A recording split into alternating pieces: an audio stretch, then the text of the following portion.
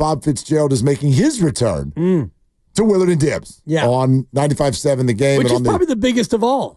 Easily. No doubt. And this will happen right here on the River Islands guest line. Hello, Bob. How are you? I was hoping you guys could help me out with something. Okay.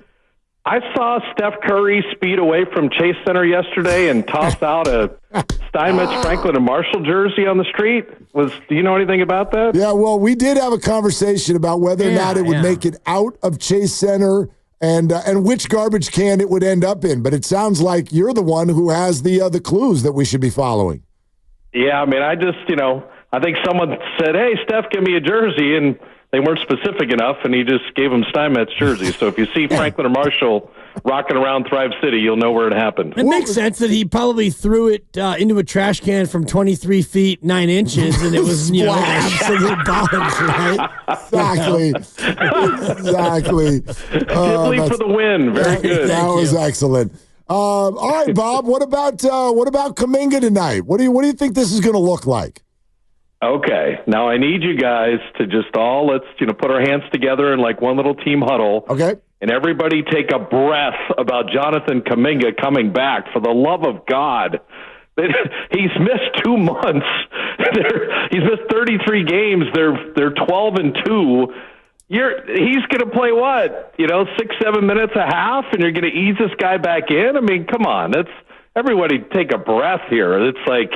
You'd think Wilt was returning or something. Like, it's great to have Kuminga. The Warriors are better. He's a dynamic player. But, talk to me 2 weeks from now when he's, back in rhythm and the team's figuring out how to play with him and he's going to be in the second unit with Jimmy and all that kind of stuff. I don't expect anything spectacular tonight other than a few less minutes for a Looney or a GP2 or something like that as Steve kind of eases him back in. Well, Bob, no, I think we're with you there. I mean it more in terms of like from a predictive standpoint. How standpoint, he's going to look rusty as hell. Well, no, I'm not just talking tonight. I mean, like, as Steve put it to us earlier this week, he's rejoining a completely different team. So, I mean, it's fair to wonder how and in what way his game fits in. Well, yeah, it's totally fair. I'm just teasing you guys a little bit. The difference in the different team is that with the second unit before, Kuminga they were running stuff through him because it was sort of like, give the ball to Kuminga, get the hell out of the way, hope he can go to the rim and get fouled, and if he's triple teamed, throw it out to Buddy Hield and he'll shoot a three or something. That was kind of the previous second unit. And so now you have Jimmy Butler as the handler and the initiator. You have Quentin Post as one of the spacers. You have Buddy Hield as one of the spacers. So now you can run two-man game with Jimmy and Kuminga. You can put Kuminga on the block. When Butler and others get rebounds, Kuminga can be that one-man fast break. Podziemski might play with that second unit at times. So now you have a second connector and a second ball handler. Like JK's coming back to a way better second unit opportunity, and he should make the most of it. Just play off of Butler and do what he says and watch him and just let him spoon feed you. So the whole idea of give it to Jonathan and, get out of the way and hope things work out versus now you're playing with a higher IQ unit and Quentin Post is now a factor with another floor spacer. Like that just gives more opportunity for Kuminga to do damage getting downhill. So it's super exciting. It is, and I can't help but think about what Steve Kerr said to us earlier this week when we had him on the show, and he talked about, hustle plays and intangibles and all the other little things. Do you think that Jonathan is going to be ready to, and I know tonight's going to probably be, like you said, 12 minutes, maybe 14, whatever, but as he graduates into a more full-time role again, does he have it in his bag to contribute the way that they're going to need him to contribute? Well, that's always a different learning curve for all young guys, Dibs, is that look at how Moses Moody is playing right now. And I'm going to steal from Steinmetz, actually. You guys had both shows were so good yesterday, having Steph out of Chase and then having different guys on. He said, Moses Moody previously, it was all a barometer of how well he shot threes. He came in and was like, okay, if he hit threes, what a great game. And if he didn't have threes, what did Moody really do tonight? Now you watch Moody. He is a demon defensively. He's Mr. Guy Santos Part 2 in terms of hustle plays. He's out there on ball defense. He'll cut without the ball and get, dunks and layups from Butler, and then he'll still hit threes. But you just see Moody's minutes and like, you know what? When he's out there, stuff's productive and stuff is good. And that's what you want to see with Kuminga is that I don't really care what his numbers look like at all. I just care if he's contributing and making winning plays. And the one area that I think is growth for him, not just this year, but just in his career, who can box out Jonathan Kuminga? Like, if this guy had an offensive rebounding mindset, my God, he could crush things on the glass. And when you see him rebound and kick in, you're like, man, that makes the Warriors doubly dangerous because he's flying in with tip follows and slams and getting fouled on loose ball situations and going in and getting rebounds and laying the ball back in or dunking. Like, those don't have to be plays or anything. That's just hustle and your own energy. And I steal from Jerry Sloan all the time. They asked about Greg Ostertag. Oh, I'm not getting enough touches. We miss half our shots. Feel free to rebound and dunk any of the ones you want to. Go ahead. And that's true. Yeah. You know, half the shots are going to be missed. Why is Kevon Looney such a great rebounder? Like, is he because he's such a big leaper and he's so quick? No, the guy's just relentlessly working to go after every rebound. Same thing with Guy Santos. So at this juncture, everyone that's playing, play like Pajemski, play like Guy Santos, play like Draymond, play like Jimmy Butler, because when the Warriors play like that, they're tough to deal with. And that gets you excited as they kind of push for the playoffs, is that this energy level and the grit and the fortitude they're kind of playing with is exciting, and it's resulted in winning basketball. So, Bob, like, what is the big challenge with getting the guys to do that? And I say that as a dad of teenagers who understands that people don't just do what you tell them to do. But, like, I know that Steve hammers that home to the guys. What's sort of the challenge in getting them to think more that way? Well, I mean, that's where you have such a good staff, like with Anthony Vereen and Jacob Rubin and our development coaches, Seth Cooper, is that you don't tell guys now today as much as you show them on video. You know, if you're ever there super early, each coach has an individual warm-up guy, an individual development guy. Bruce Frazier is Steph's guy. People see Bruce all the time. But in that warm-up routine, they'll go through shooting and they'll go through spots on the floor and they'll go through some skill development and warm-up and just how you feeling. Then they sit down with a laptop, and it's basically like, here's your last minutes, or here's the plays we're running. You think you're playing hard, or you think you're boxing out, or you think you're getting back on defense, or you think you're going to the glass. The video doesn't lie. It doesn't lie. And so when you show guys that, if you have any kind of competitor within you and you have any kind of personal ethos of wanting to be a winner, if the video isn't what you think you're doing, then you better ramp it up.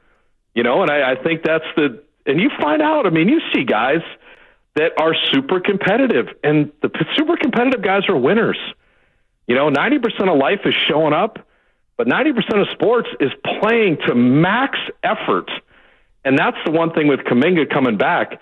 It's another part of a deeper team where you can play with max effort, and if you're worn out, there's another Warrior to check in for you. And you see GP2 playing so well. Buddy Hield has games where he's up and down, right? But the other night, Buddy Hield sprinting all the time opened up the Warriors' floor game, and then Buddy was making shots, and Buddy himself had 7 assists. The one thing with Buddy Hield, good, bad, or indifferent, he always is playing hard. He's the first guy sprinting every single time, and that's part of what you need to do all the time. So that's where Kuminga, I think, can fit in is, hey, these guys aren't playing at 35 miles an hour anymore. These Warriors are winning. They're getting chased by teams in the playoff spot. They've moved from the 10th spot up to the 6th spot. Like, there's no times for missteps right now. 2 or 3 losses in a row, and you're back in the play-in tournament, like at 9 or 10. And that's why tonight, the Knicks, Denver, Milwaukee, like this stretch right now, whoo, this is going to be pretty rugged in the next couple of days. No doubt, Fitz. And you're right now in a flat tie with Minnesota. You're percentage points ahead, but the margin for error is almost non-existent. But when you look at this team and you've got 17 more to go and hopefully a long playoff run, what about this team right now makes you wonder if it's going to be good enough to really advance deep? Well, I think you phrased it perfectly. And if you watched Denver and Minnesota last night, You got a good look at what the West is if you're not named OKC. OKC, Cleveland, and Boston are in a different plane, okay? So let's just leave them aside. Memphis, Houston, Lakers, Minnesota, Denver, Warriors, Clippers, they could all beat each other. And so the scenario I look at is 3-6 matchup or 4-5 or whatever. The Warriors go on the road and they split the first two in Memphis, or split the first two in Denver, or split the first two in Houston. That will give them a chance where, wait a minute, they're 1-1 coming back to chase, and it seems like we have to beat Steph Curry and Draymond and Jimmy Butler 4 times in the remaining games and stuff. Like that's the puncher's chance the Warriors have. And then if you can get there, you meet a team that's on a different plane right now in OKC, and then you got to, who's healthy, someone rolls an ankle, something's different, Steph has a 56-point game, that's the choice. But there's you throw a blanket over 6 teams in the West and tell me this team beat this team or this team beat the other team, nothing is going to be surprising as close as these games are right now. That's interesting. Okay, so you set aside OKC, but is anyone else in your mind like a matchup that you'd kind of like to avoid if you could in round one? No interest in playing the Lakers in round one. Yep. None. Even with Anthony Davis gone, like he was the guy that was such a tough matchup for them. Okay, now let's, just the three of us talking here. Let's do it. Let's all live in the real world. Have you seen the officiating when it involves the Lakers with LeBron James and Luka Doncic in games that matter? Tell us about it. I don't want any part of that. Yeah. I don't want any part of that. That's an interesting way to put it. That's anyway. Interesting. That's interesting. It's like LeBron has the PA announcer foul him and shoot 2 free throws in a game. Like, what happens to Steph where he's treated as a piñata, but then if you have a bad breath foul in the Lakers, Austin Reeves is going to the line again. Like, I'm sorry, I want no part of that in the playoffs early on. Bob, why is that? You'll deal with it if you have to, but no. But beyond the obvious, if we sound like homers here, whatever. Like, why would Steph Curry not garner the same protection that LeBron James gets? But it's not protection per se. It's reputation, and then Steph has never been, and Clay wasn't either, what you call a foul baiter. Where I'm going to snap my head back like James Harden, or I'm going to bump into somebody and act like I'm electrocuted and fall down and stuff. I mean, Steph plays basketball, but the difference is off the ball, guys bear hug Steph Curry all day, every day, and that should be a foul all day, every day, and it never is. And why you're allowed to hug him and grab him and hold him all the time versus the level of contact that's not allowed for a lot of other, quote, superstars, I have no idea. I just know now that he's 26 all-time in scoring, 25,000 points, and has the fewest free throws of any other elite scorer in the history of the sport. So, it's not because he doesn't drive, by the way. It's not because he doesn't go in the lane. Yeah. Go back to the 3 hit against New Orleans, in the first championship run. And Anthony Davis lands like a building on top of him. That's not an and one made 3? Like, what are we looking at half the time? Yeah, and I do think that, when he goes to the basket, Bob, the way that he draws contact is such that referees are more likely to just let it go because he is more slight of build. And like you said, he doesn't snap his head back. And I just was looking at the all-time list, and he's 123rd all-time in free throw attempts. He just passed Kevin Love, which good for him.